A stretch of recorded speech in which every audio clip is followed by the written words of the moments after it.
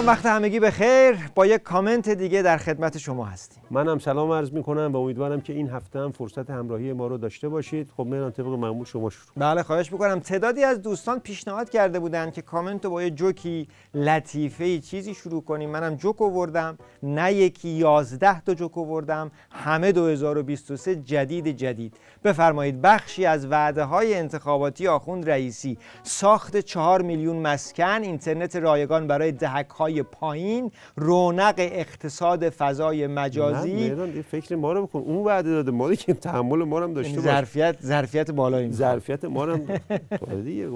ببین اصلا چه اسمش گذاشتی جوک؟ هر چی وعده داده عمل کرده. مثلا گفته 4 میلیون مسکن ساخته. نگفته کجا میسازیم، که یمن ساخته، سوریه ساخته، لبنان ساخته. مهم نفس ساختن. اصلا مکانو نگفت. زیاد ریز شد کجا ساخته. اونم که نگفت من کجا میسازم، گفت میسازیم. راست از این زاویه نگاه کنی اصلا هیچ وعده ای نیست که عملی نشه. مثلا رونق اقتصاد فضای مجازی، اینستاگرامو فیلتر کرد، اصلا رونق تازه‌ای داد به فضای مجازی. سرعت رئیسی تو تحقق وعده‌هاش بالاست که وقت اضافه آورده رفته سراغ وعده‌های جدید. وزیر ارتباطاتش گفته یه سیم کارتایی ساختیم مخصوص گردشگرای توریستایی که میان ایران، که اینا بتونن به راحتی از واتساپ و اینستاگرام استفاده کنن. اینا فقط برای توریستا دیگه. بعد مردم ایران چی؟ مردم ایران که گفتی که من اون کارشناس حکومتی نگفت، چند سال پیشم گفت مردم ایران اگه این شرایطو نمیخوان جمع کنن برن. ببین رژیم آخونده، توی رژیم آخونده مردم ایران اگه میخوان زنده بمونن یا اینترنت داشته باشن یا باید ایرانی نباشن یا اگه ایرانی هستن تو ایران زندگی نکنن. حالا الان فرمایش شما که متین، اما الان اینو نگاه کن، این اصلا یه چیز دیگه میگه. این اصلا از یه فاز دیگه ای صحبت میکنه. ببین اینو. همه ایرانیانی که بعضن در خارج از کشور مرتکب یک سری اقدامات مجرمانه میشن، زمانی که وارد خاک ایران میشن باور کنید انگار که همون روز از مادرشون متولد شدن.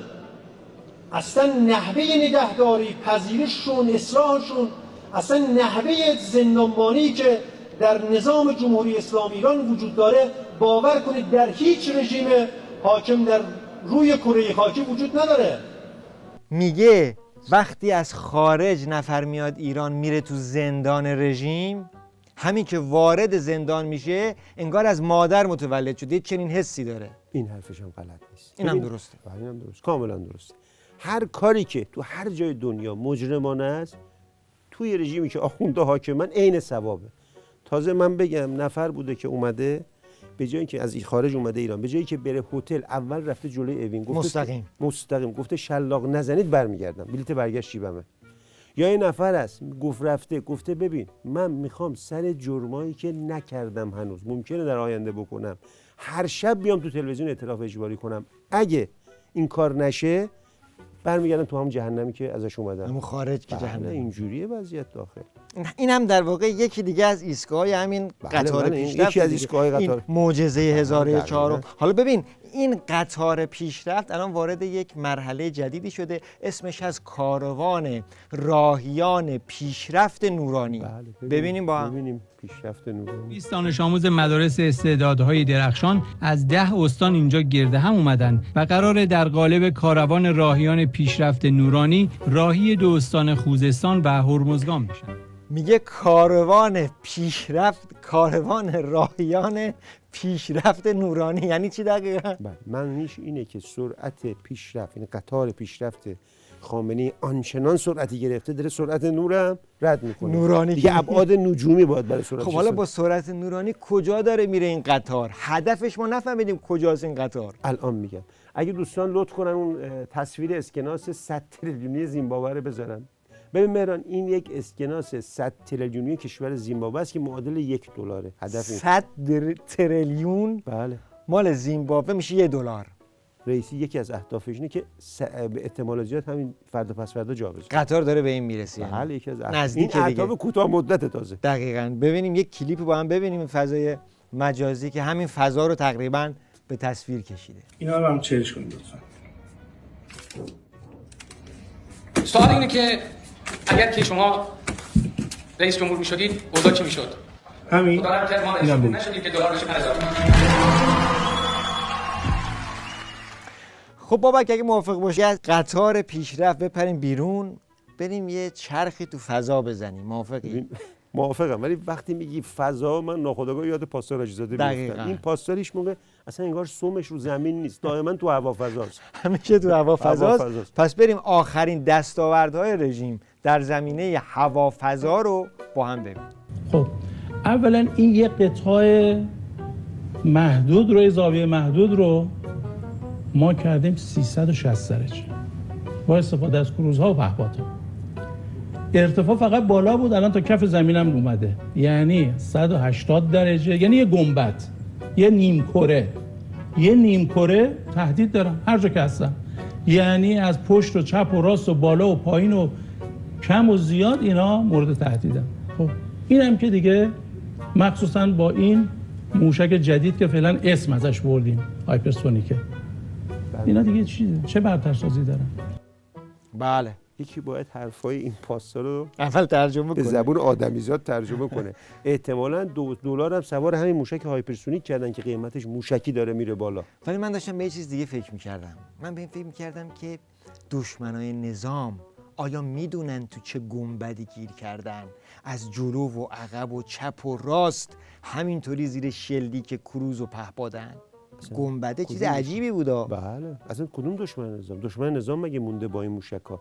ببین با این موشک‌هایی که هر از گاهی حاجی‌زاده رونمایی میکنه، مثل اون توپ قلقلی بود میزدی زمین میرفت هوا، نمیدونی تا کجا میرفت. بابا موشک اینا ساختن فقط بهش میگن برو فلانی رو بزن، میره میچرخه تا طرفو پیدا نکنه میچرخه، هم دونه میچرخه موشکه تا طرفو پیدا کنه. یا یه مدل موشک دارن خود موشک نمیدونه کجا میره، حاجی‌زاده هم نمیدونه اون کجا میره، دشمن هم که نمیدونه، وقتی این ندونه دشمن هم نمیدونه، فقط میره، فقط همینجوری داره میره، همه دارن نگاه میکنن موشک داره میره. البته این تفسیر شماست دیگه، بذار خودش یه ذره حرف بزنه ببینیم این گنبده چیه داستانش، قضیه چیه، این هایپرسونیک کجاست. زیرنویس داره صحبتاش، خودش قابل فهم نیست صحبتاش. ببینیم با ببینید این موشکی است که در خارج از جو قادر مانور انجام بده، قادر جابجایی انجام بده در جهات مختلف. یعنی موتوری داره که تازه تو 300 400 500 کیلومتری هدف روشن میشه، هر جا که بخوای شروع میکنه به مانور کردن. اونهایی که اهل فنن میدانن، اونهایی که حرفای ما رو میشنون، غربی ها میدانن، نظامی ها میدانن. حالا ما داریم فکر میکنیم، چون ببینید این مانورها رو تو آسمان تو بیرون جو باید بده دیگه، موندیم که اینو چجوری نشون بدیم، چون بیرون جو ما چیکار باید بکنیم. آقا ما نفهمیدیم چی شد. این تا یه رو پیش داشت میگفتش که دشمنا در گنبد این موشک هایپرسونیکن، بعد یهو موشک هایپرسونیک رفت خارج جو، بعد آخه این چه موشکیه که اصلا نمیشه نشونش داد. ببین تو فکر کنی این موشک معمولیه، بابا این موشک ولایت مداره، مثل سربازای گمنام خامنه‌ای هستن، میره خارج جو خودشو گم و گور گمنام میشه. مگه اصلا بیکاره بره دنبال اصلا دشمنا باید خودشونو بزنن به این موشک. این موشک کارهای واجبی داره، مثل جهاد تبیین، مولدسازی، سرکوب اغتشاشات. بعد تازه خودش چند وجهیه، دشمنای نظامو میگیره بهشون میگه یا تسلیم میشید یا خودکشی میکنید یا خودمو منفجر میکنه. این چنین موشکی حالا دیگه کم الکی نیست. بله کم پوشان نیست. بسیار خب، چند وقت پیش بابک یه خبرنگاری یه سوالی از بچه شاه پرسید. ما الان اصلا به جواب بچه شاه کاری نداریم، ما فقط میخوایم سوالش رو با هم یه بار دیگه ببینیم و بشنویم که یکی از تلویزیون‌های بقایای ساواک اون رو پخش کرده. ببینیم اول. خیلی میگن اونا که پدرتون رو شناختن میگن که خب خیلی هم اشتباهات اون موقع انجام شده. شما به نظرتون اون موقع چی بوده و الان فرق شما با پدرتون چیه؟ خب بابک نظرت راجع به سوال چیه؟ سوالش خیلی پاستوریزه بود. ما نمیدونستیم که شکنجه و ناخن کشیدن و سوزوندن بدن زندانی و کابل زدن اشتباهاته. شاه خائن اشتباهاتی داشته. بله، این اشتباهاتو داشته باش تا با هم کامنت یکی از چماقدارای شاه رو ببینیم و بشنویم که فقط راجع به این سوال ببین چه حرفایی میزنه. من قبلش از بینندگان عزیز به خاطر پخش همین چند ثانیه معذرت میخوام. اولا باید به تو گفت تو خبرنگاری یا رئیس دادگاهی؟ تو اصلا سن و سالت میخوره که بفهمی زمان اعلیحضرت چه خبر بوده؟ بچه توده ای؟ ما که تمام زندگی تو آشغال رو میدونیم، که ما که میدونیم جد و آباد تو کنفدراسیونی بودن، در به داغون آشغال. طرف فقط یک کلمه گفت پدرت اشتباهاتی داشته، این حرفا رو بهش زد. وای به حال اینکه میگفت مثلا پدر جنایتکار بوده. اتفاقا خیلی خوب شد اینو پخش کردید، چون همیشه به این جماعت میگن چرا شما کلیگویی میکنید، برنامه‌تون رو صریح و شفاف برای آینده نمیگید. ببین صریح و شفاف گفت، یک نمایش کامل دموکراسی.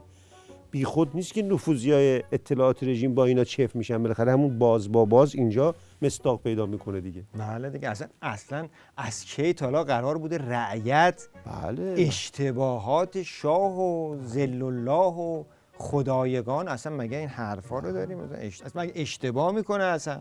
حالا ببین برای اینکه ماسمالی کنن قضیه رو، اون صحنه رو اومدن یکی از چکملیس های شاه رو گذاشتن جلوی بچه شاه تا یک چنین صحنه مسخره‌ای تولید بشه. تعداد زیادی از هموطنان از پدرشون به نیکی یاد میکنن و شما رو توی خیابون‌های ایران فریاد میزنن. به نظرتون نقشتون برای رسیدن این انقلاب، به پایان رسیدن این انقلاب چیه؟ بله بسیار خوب، بینندگان عزیز به پایان کامنت این هفته رسیدیم. متشکریم که همراه ما بودید. شاد و خرم و پایدار باشید. خدا نگهدار.